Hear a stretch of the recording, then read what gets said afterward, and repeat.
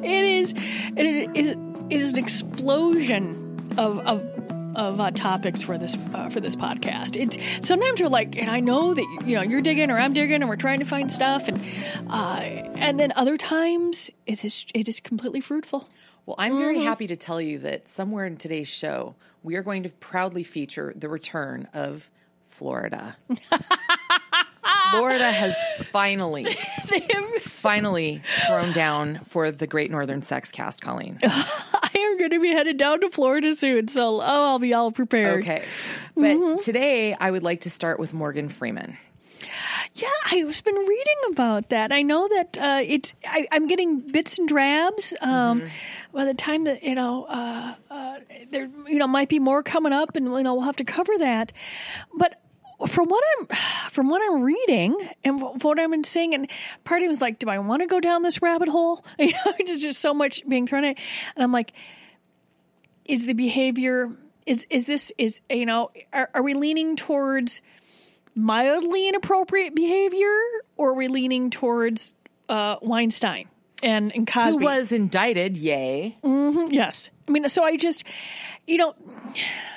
once again, I know we've talked to this before, there are degrees of inappropriate, and everyone seems to be painted with the same brush, and I just don't.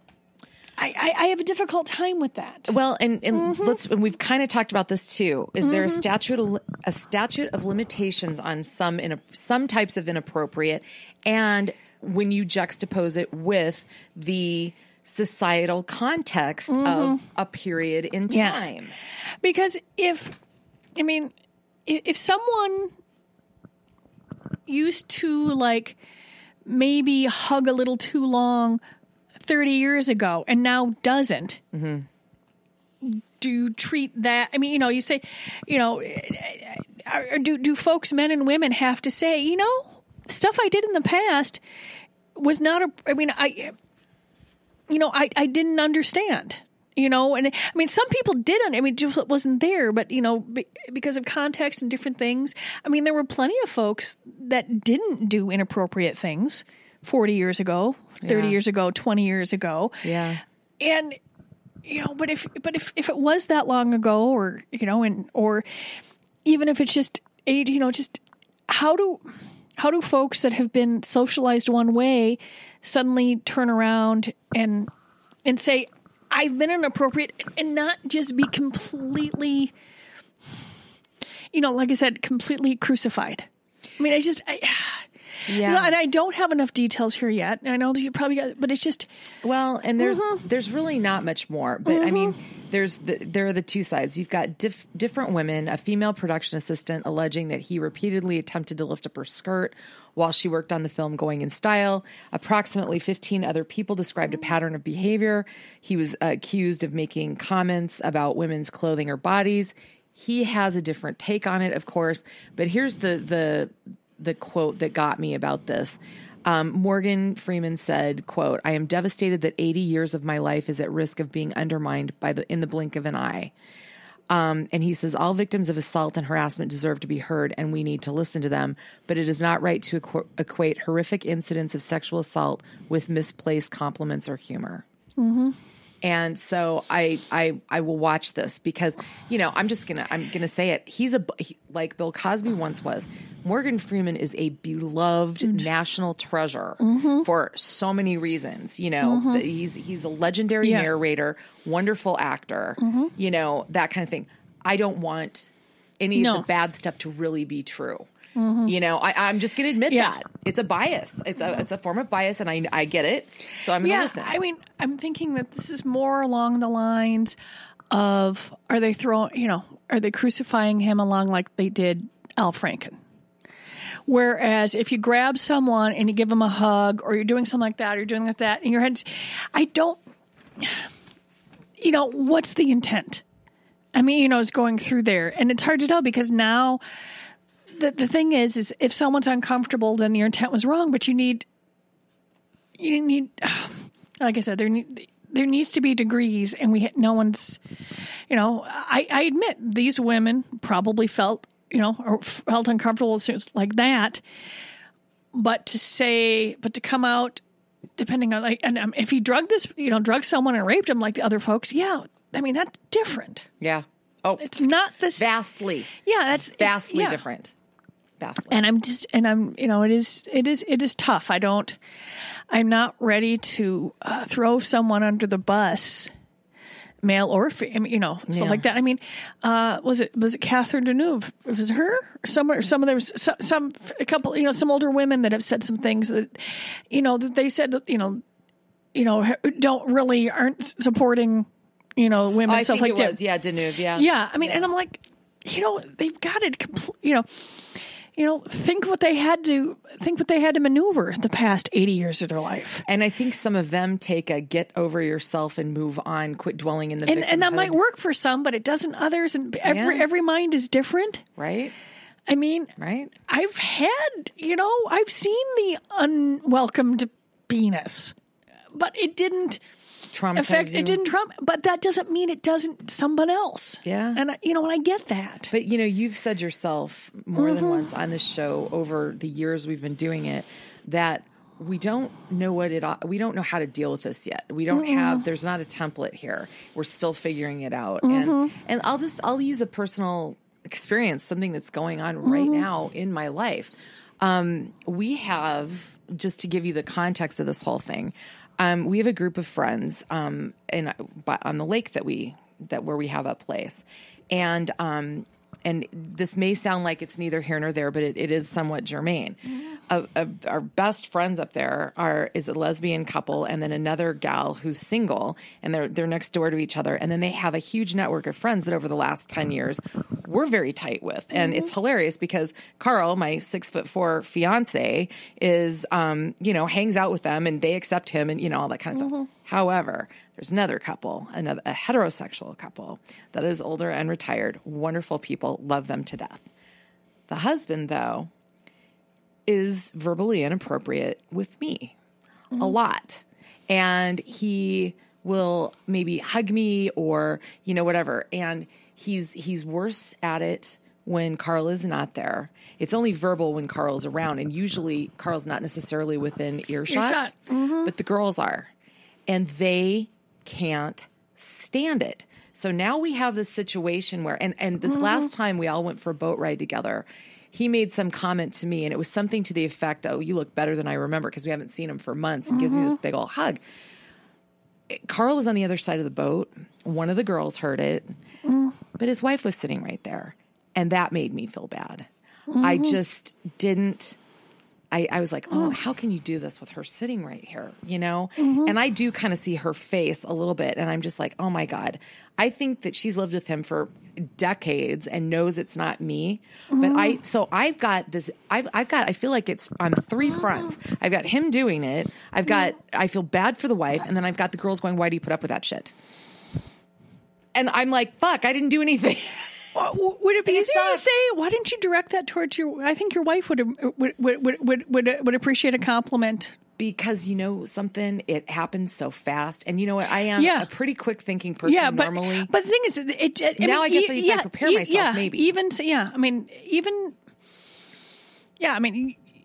You've been in radio, you do things, we all consider you're quick-witted.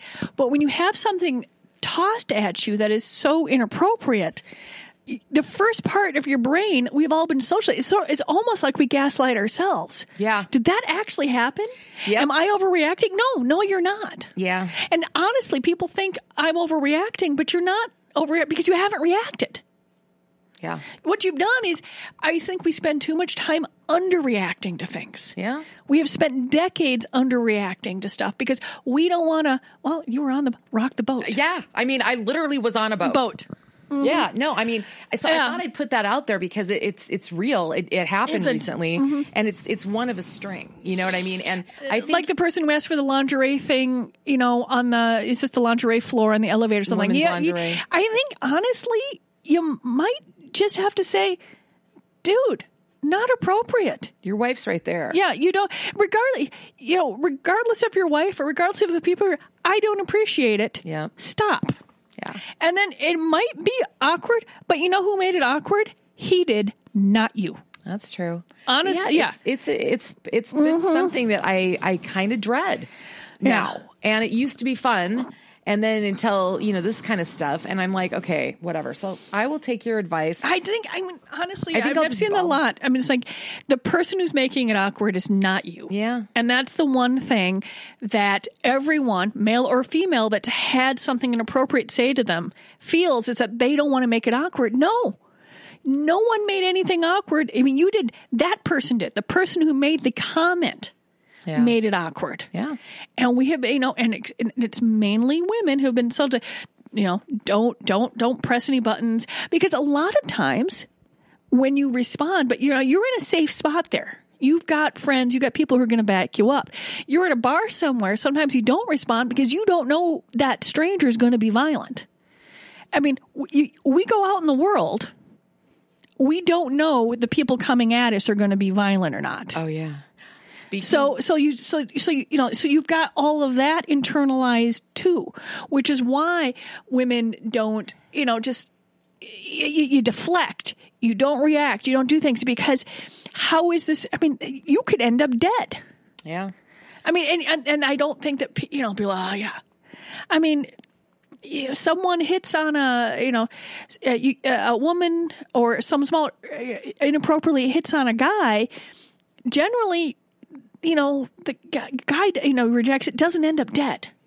And that happens time after time. I mean, it's a school shooting again, because people said, girl rejects boy. No, boy stalked girl and then killed. Yeah. Language intent is all important. And this is one of those things where, and I was reading like I said, the reason I came with the overreact is I said, people are like, am I overreacting? No, no one reacted. And I saw this the other day and I thought about it and I said, what we've done is for decades and decades and decades is women have underreacted. Yeah. And I was going through and you just. No, I can agree more. I mean, I'm glad we talked about it. Okay. I mean, it's true. It's really, it's an interesting thing. You've given me stuff to think about, but now I would like to make Megan uncomfortable. Oh, we got a robot, don't we? Sex robot firm signs deal with, I'm not kidding, Chinese government to make cyborgs for schools and the elderly. To do what? Okay, Emma, they make educational robots, so to teach classes, and then they teach, what do they call them? Care? Personal care attendants? Servicing robots. Oh, okay. Commercial servicing guardianship robots, that's what they're called. For the elderly. And they also do the sex robots too. What do you think? Honestly, currently right now, one of the largest industries that don't have enough employees is PCAs, or personal care attendants. One, because they're paid like hell. I mean, who wants to do that job? It's extremely difficult work. And you're getting paid almost nothing to do it. Yep. And to some extent, but I don't understand how a robot would help someone to and from the toilet or put their pants on them. I know. Or it doesn't make a lot of sense. I mean, I can see, if you had I don't think we're there yet. I mean, I don't know how they could do much more than one of those devices that they wear around their neck. That's what I'm thinking. That you push a button that alerts somebody for help.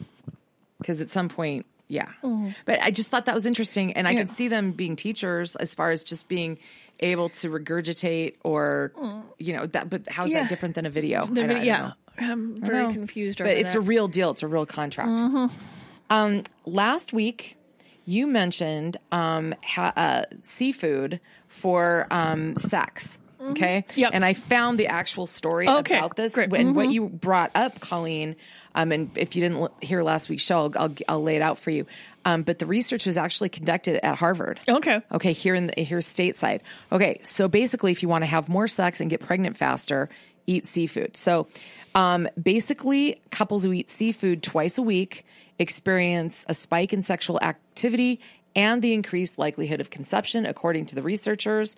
And so twice a week. And they found that people who were eating 2 portions a week were averaging 8 sex sessions. And couples who ate less seafood, 6. 6 is probably pretty. Oh, that's a month. A month. Okay. I was going to say a week. Oh my God. Yeah, a month. Okay. Well, still, that's a 30% increase. Yeah. Okay. So that's pretty good.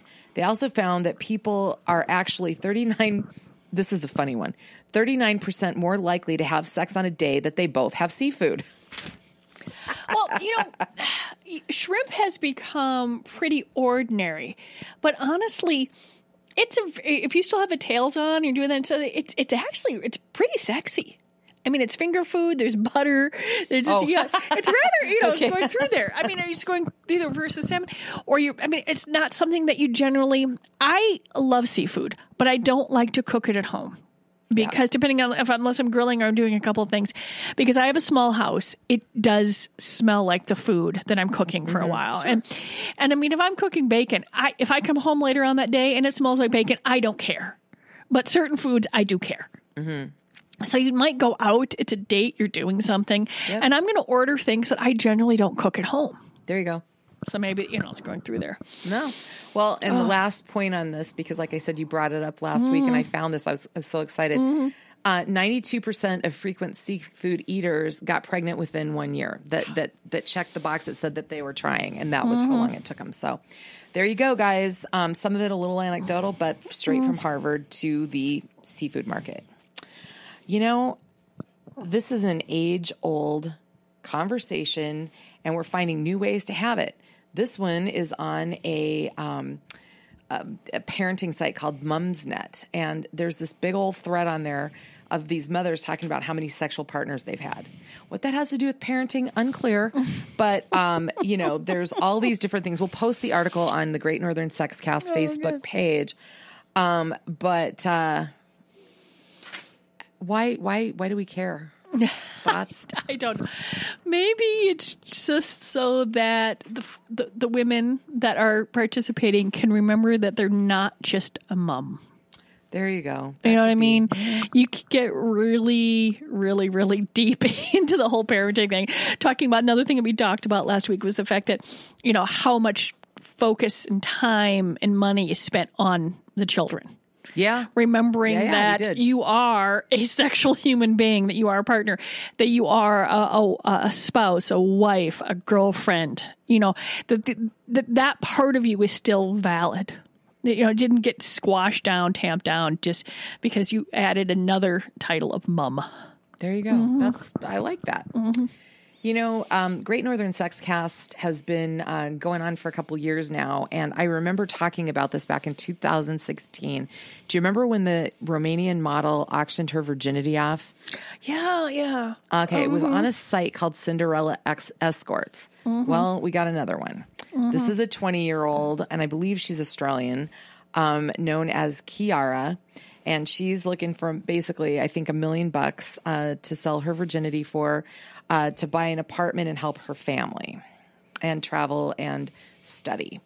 And she said that her parents, when asked what her parents thought of this, they said maybe it is better to get a lot of money than to give it away for free to a guy who will probably leave me after anyway.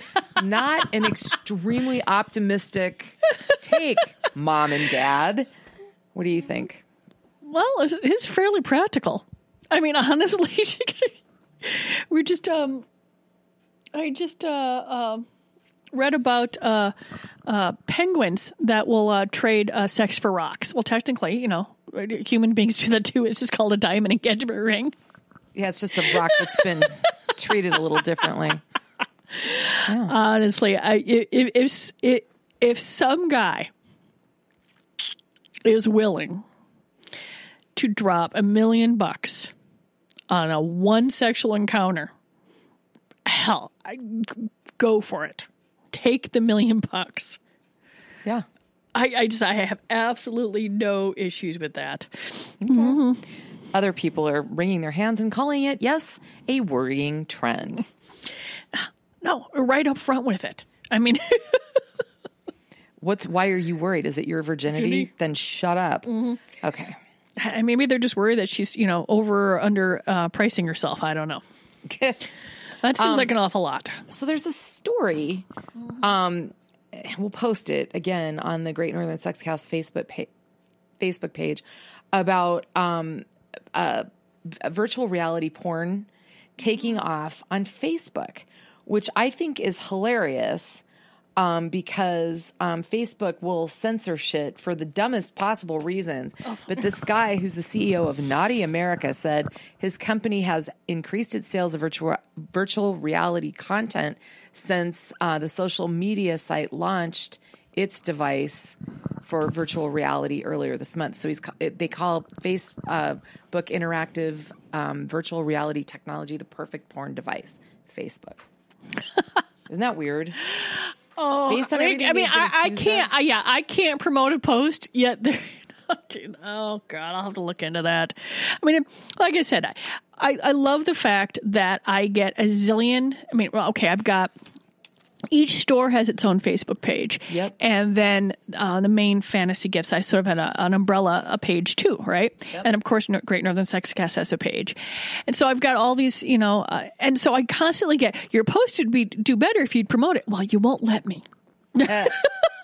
I can't. Yes. I mean, it is fascinating that their lovely little system can't figure out that they've already denied. I mean, they keep pushing it. I'm just like, it clogs up my damn, notifications. Like, promote this, do this, you'll get better. Well, you won't let me. Yeah. So, yeah. Which I think would be probably really smart. I mean, honestly, it saves me money. So yeah, but if you could, I think it would be helpful. But whatever. Oh yeah. I mean, honestly, I've got, and the thing is, I don't even have all my friends that like my business because they don't, I post pretty much PG-13, maybe R minus. I don't know how to, stuff. I don't, it's going on there. I mean, the other day we got a glow in the dark butt plug in, so I think we Instagrammed the photo. It was hilarious. But I'm very careful. I got rid of Wild Woman Wednesday and Man Meat Monday because people were having, Facebook had a cow over a picture. But so, I mean, the folks that I do have that like Facebook, they've made that decision to like me. But when I post an innocuous picture of a pile of braided rope, maybe 12 people will see it. Yeah. And I'm just, occasionally something has taken off that was pretty funny and people shared it, and I'll get up to 200, 300 people that will see it. But it has to be done naturally. I can't push anything out there at all. So if you are listening and you like Facebook, like some stuff. It helps me. There you go. Mm-hmm. There you go. Mm-hmm. Dating disasters, some red flags. Mm-hmm. That this is not going to go well because we've been talking about the disturbing trends in dating, which are, ghosting and R-bombing and things like that. Ready? Okay. They don't bother warning you that they're running late. Yeah. I am the type of person that thinks that if you're on time, it's 10 minutes early. I am rarely late. I mean, if I am late to something, my friends are pretty concerned that I am in a ditch somewhere. Yeah. I am known to be early or punctual.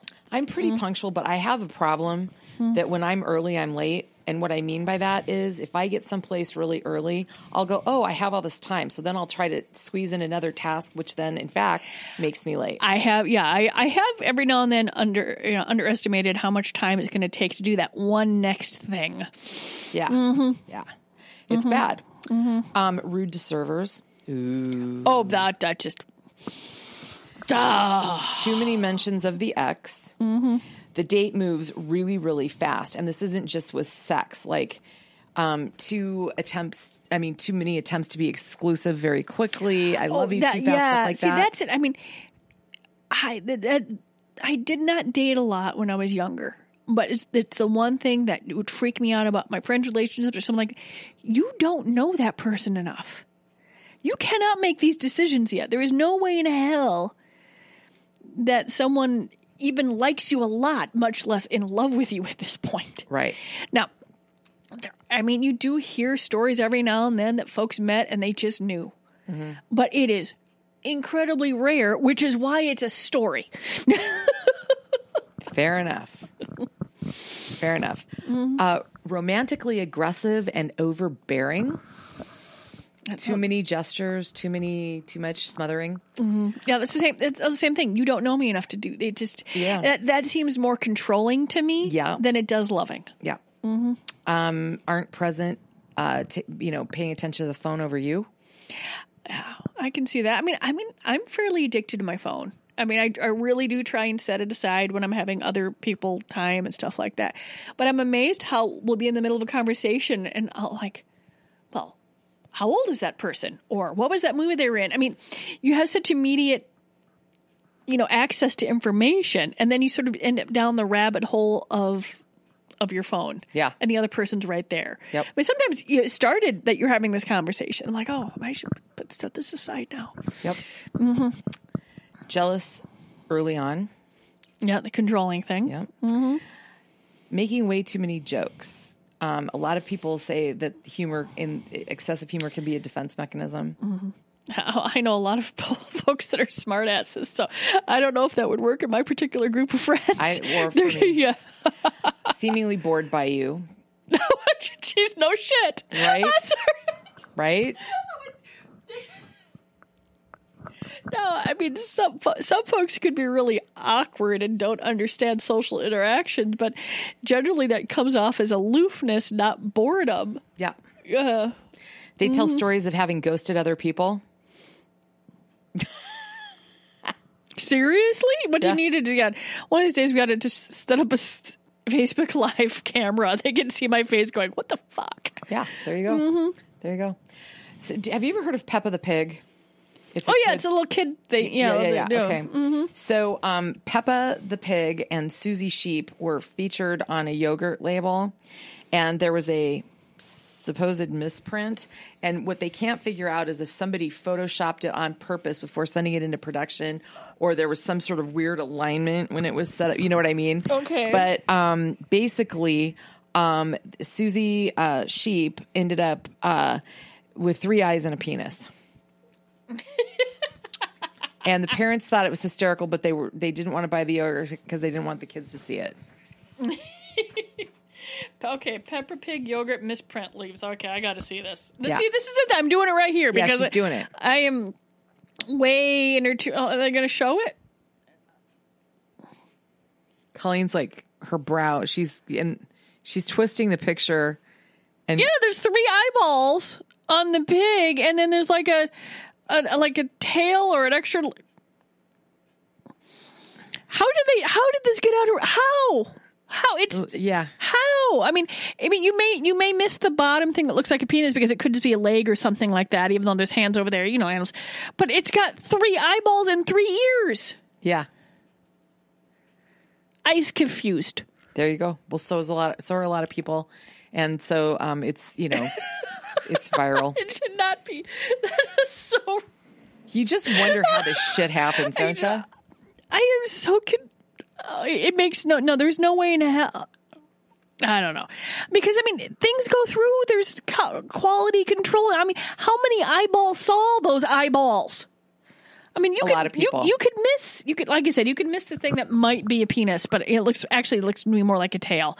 But the 3 eyeballs and 3 ears. Come on. Okay. Well, here is the triumphant return of Florida. We've been waiting for this. Ready for the headline? Okay, go. Man caught masturbating tells cops he's Captain Kirk from Star Trek. If you're going to come back, Florida, this is a doozy. Okay. So Clearwater Police Department were called to a bus stop following a report of lewd and lascivious behavior. Officers stated they discovered a man sitting on a bench touching himself under his pants. They noted in the police report that it was obvious he was masturbating. When asked what he was doing, the man told officers, "I'm scratching myself." When asked for his name, the man told them, James Tiberius Kirk. So this was played by, of course, William Shatner. So, and there was a younger version. Who was that? Oh, Chris Pine. Chris Pine. Yeah. First time I saw him was in one of the Princess Diaries movies. He was so cute. He's cute. Yeah. Yeah. So they realized that the man is, in fact, 56-year-old James Bundrick. They charged him with disorderly conduct and, wait for it, providing a false name to law enforcement. If I'm the judge, I'm probably going to let him off on that one. Because if you're in a weird enough state to be jerking off in public, maybe... Obviously, I mean, did they mention whether it was drunk, stoned? No mention. Any of that just... Don't you kind of assume there's something going on there? Mm-hmm. Yeah. James Tiberius Kirk. I mean, the fact that he said Tiberius, I mean, he didn't even go for the T. No. Got it all in there. He had it all in there. Mm-hmm. That's impressive. There might be some serious fantasizing there. Mm-hmm. He's wearing a red shirt. In other robot news, there is a revelation that brunette sex dolls are by far preferred. They may prefer blondes in humans, but they prefer brunettes when it comes to sex dolls. This is Alex Phelps. He's a product specialist at Silicon Sex World. 60% that they sell are brunette. The rest split amongst the other hair colors. Huh. What do you think? Well, I'm a brunette, so I'm going to have to wholeheartedly go behind this. But I wonder...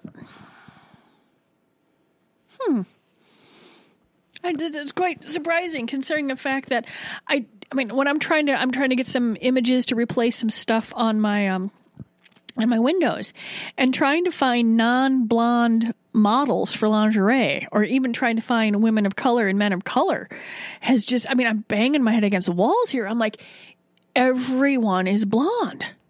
Yeah, really. I mean, all this lingerie stuff. I mean, like I said, I got a plus size model, which is probably smaller than me, but I think she's brunette, and I finally just everyone that comes around, and of course I'm limited too, because I'm trying to find stuff that I can show. I mean, this stuff is less sexy than the stuff they have in the Victoria's Secret windows, but just trying to find the right pictures. The guys tend to be dark haired. I mean, they whole tall, dark, and handsome thing. There's not a lot of, honestly, I don't see that many blonde male models. It sort of seems to be the opposite. But lingerie models, blonde for women. Well, robots, but dolls, brunettes. Okay, I'm gonna have to ask Tara. Yeah. I take you now to Ram Manohar Lohia Hospital in New Delhi, India, for this breaking news. Mm-hmm. Man has 6-inch handheld shower head removed from his butt after accidentally slipping in bathroom. Okay. Once again, take it away. Unless it is specifically designed for anal play, meaning a flange and all that sort of stuff, do not put things in your butt. Like I said, we got glow-in-the-dark butt plugs the other day. So I'm running around the office trying to find a dark spot to look at them, to have it glow, and it was hilarious. So we finally, it was because it's been warm here and on and off and I have a building, and it just gets blasted with sun on the south and west side. So I've been leaving the lights off. It's like living in a cave. I'm trying anything to keep this building cool. So it's pretty dark. We're like, oh, it's glow here. Like, oh, can we get in the break room and just put our hands over the, we have an automatic light switch in there, movement one, and then we run into the bathroom. I'm like, oh yeah, because it flips on. Oh, that's funny. Trying to find the right place to take a picture of the glow in the dark. It's on our Instagram page. I think that's where it ended up. My favorite thing about that is, how was your day, dear? Well, it took us an hour and a half to find a dark spot to check out the glow in the dark butt plug. So I'm exhausted. How about you? Just like we have a weird. One of the warehouse folks said, "It's interesting." I said, "Yes, in the actual sense of the word, not the Minnesota sense of the word." Yes. Yes, Minnesotans use the word interesting in a very different way. Oh, yes, we do. Mm-hmm. But just going back to our poor man in India, he had to undergo general anesthesia while doctors removed the object lodged 6 inches deep into the man's pelvis. No internal damage, and he was allowed to go home in 48 hours. Oh, he could have easily ripped his intestine and stuff like that, and then you have sepsis. I mean, that's the thing. Just you can seriously damn me. Let's just put aside any of the embarrassment of it, or trying to put that on I wonder what the code is in the U.S. medical system for object and butt. I'm sure there's multiple ones. Numerous ones, but I mean, it's so dangerous. Very. Carly Jo Howell, a.k.a. the world's sexiest barista. She's the one who runs Bikini Beans Espresso in Washington. We've talked about this. She had taken a pretty long sabbatical, and it was about 4 months, actually. And she came back, and people are so excited. And her Instagram page is on fuego. She's got followers from all over the world. And she's also enjoying a lot of acclaim for progressing women's rights. Now, this is a woman who makes a business out of serving coffee in a bikini, just to be clear. They say women everywhere have the right to vote, be gay, successful community leaders, business owners, and run for president. And we can work in business suits, scrubs, bikini. So what do you think? I like the fact that she took a sabbatical from being a barista. I mean, you would think that, what was she doing during that time? Was she traveling around, figuring out different, creating different outfits to serve? Because coffee is hot. Once again, I don't know Stuff you don't want if a bikini is the most appropriate things in there. Then again, if someone is willing to go to that shop just because a woman is wearing a bikini or a guy has you got a muscly guy there, I can't have any problems with that. As long as the person, both sides, are perfectly upfront about what's going on. Yeah. Yeah. Interesting rape trial. Okay. Guy found not guilty after dropping trow and showing his penis in court. Why, you ask? Because the victim clearly described that the stranger who raped her had a penis that was lighter in color than the rest of his skin. Desmond James was allowed to flash jurors in the courtroom to prove that his privates did not, in fact, match the accuser's description. He was cleared of that, but he's still doing 65 years for breaking into a house and raping a 10-year-old. Are you kidding? No. He just didn't commit that crime. But they allowed it. The only thing that freaks me out is that court workers flooded in to watch, and I don't think they should have allowed that. No. Because if this was critical to his defense, then they should have made sure that it's a court proceeding. There were 12 people that needed to see that or whatever. That was it. Maybe the judge. Yeah, maybe. And I wonder why you couldn't just take a photo of. Maybe lighting and stuff like that, right there. And I think that proving beyond a reasonable doubt. I think. I hate. Obviously, the guy's a creepazoid. I'm glad he's in jail and all that sort of stuff. But then again, if he had gotten, that means that somebody else is out there that they haven't caught for this other person's stuff, and they need to go through there. Which always is disconcerting. Yeah, and just upsetting. So in Germany, a 29-year-old woman who rose through the ranks of the police, becoming a commissioner in her 20s, which is pretty high, she quit to become a dominatrix. And her name is, she goes by Kalia Toxic. She was very successful in the police department. She liked the action and everything else, but then she found herself getting interested in other things. And she got big boob implants. She started doing it just at night. And she said investigating sex crimes is what got her interested in it, which is a little freaky to me. Like, oh, look, somebody was just brutally raped. I think I'd like to become a dominatrix.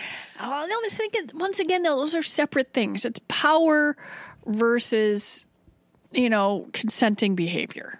Is going through there, but she's in a role where she could already had sort of a powerful thing, and she realized what she could, where else she could go with it. Right, and that's true. She does say that in the article. She does. It's going through there, and she's already good with handcuffs. Yeah, and she kept one of her official police pair and uses it. But yeah, and so she finally just went ahead and quit.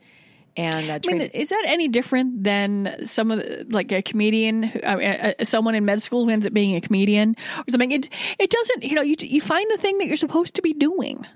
It may not, you may not know what you're supposed, it's going through there. Read the article. It's pretty good. We'll put it up on the Great Northern Sexcast Facebook page. But the last line says, a quote from Kalia Toxic, "I work as professionally as a dominatrix as I did as a police officer," which, Colleen, you always say, what? Sex work is work. Yes. And finally today, we've got a couple more actually. I actually want to talk about the Virgin first. Different virgin, not the Australian virgin. Well, this is actually another Australian woman, but this one is not auctioning her virginity off. She's 32 and she's never had sex. And she just said, she just put it out there to see, to have discussions. And long story short, it's kind of like what you were talking about yourself earlier, that you didn't date a lot when you were super young. Mm-hmm. She's like, I never made the right connections. I just, it wasn't a conscious decision, but it started some pretty interesting dialogue. And I'll put that up there. I think for millennials, though, this is becoming a little bit more common. And it's not just because they grew up with a screen in their hand. It's a different group of people. Mm-hmm. I mean, than the last couple generations behaviorally. Yeah, I mean, everyone thinks everyone's out there having sex, but they're not. Who's going through there and having sex, consenting, fine. Not having sex, fine. The thing is to find the person that has similar needs to what you're doing. I mean, someone who has a high libido versus someone who might lean towards asexual. There might be a lot of things going on in a relationship that's excellent. Yeah. But that can, if your idea of intimacy, physical intimacy is different. I mean, obviously, if your idea of intimacy emotionally is different too, you're also going to have problems. Mm-hmm. But yeah, I mean, she just didn't meet the person that said, I want to have sex with you. Yeah. That's fine. Yeah. That's how her brain works. Yeah. Perfectly reasonable. But I think it's a pretty interesting thread to start. And you should check out some of the things that are in there. It's kind of cool. Okay. And finally today. Mm-hmm. So a couple parents, this lady posted this on a parenting site. She said she was out with her baby and she had her in a pram. And a guy came by with That's a great word, pram. Yeah. Much better than stroller. I know. Mm-hmm. It's cool. Shattering that. And then a man walked by with his toddler and they sort of talked. And she said, I asked him how old his little girl was. And he told her, and she said, hello, lovely, aren't you gorgeous? And the man said to this mother, female mother, who had a baby of her own sitting there in the street, looked at her sternly and said, don't tell her that. Language like that ruins them. And so she put it out there and said, was that weird? And that started an entire conversation about just because you're pretty, is that an achievement? And, should you tell them, but not telling them is also a statement. I mean, what do you think? It is once again, this is decades of socialization. You're spending a lot of time telling girls the first thing about them is that they're pretty. Mm-hmm. And that's all they hear. They never hear what a lovely painting or it's going through there. It's all, I mean, it starts out that young. Yeah. How pretty are you? Now, he didn't have to say that. He could have easily looked at his daughter and said, and I'm not exactly sure of the words that I want, right now, of saying, yeah, she, we do find that she takes after her mother or she takes after her aunt, and we really, and just said something. She probably would have said it was weird too, and she really, we find out that she really likes green vegetables. I mean, just anything so that the kid doesn't only hear something about her that's about her appearance. That's smart. Because I wouldn't go out and say as rude as you could have said, I understand why you said that, but we're working on not having the only thing she hears is about her appearance. That's good. Yeah, it's going through there. That's really and the same. Good. It's going through there. You could say, because. Or she's crawling really well now. She's doing anything, so that's not the only thing. Because a lot of times that's what boys hear, that they're good at sports or they're good at running, and girls hear that they're pretty. Yeah, that's it. I mean, so I had to consciously think about that. As I'm raising my daughter, what sort of things do I want her to hear? Mm-hmm. And it's going through there, and it's absolute decades, centuries of a woman's only worth is how she looks on the outside. Yeah. And so I can see why he's doing that, but I don't. There's got to be a better way of saying, we're of going about that, because I found myself doing it. I mean, it's the same. I mean, one thing that drives me insane is occasionally I get, oh my God, you're going to need to have a shotgun in the house with my daughter, or a couple different things, or and I'm like, I'm raising my daughter to take care of herself. She doesn't, is going through there or make decisions about her own body and do different things. It's like, my kid is not property.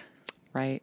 And it's all sort of tied in there. Yeah. He may have overreacted, there should be something. The innocent stranger on the street. But I mean, she needed to know, well, we're doing more than we're trying to counteract centuries of women's only worth. So, and then say something.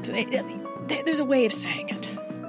Oh, wouldn't that just so apply to so many things, yes. Colleen? There's a way of saying it. There's a way of doing it. And on that lovely note, we will see you next week. Sounds good.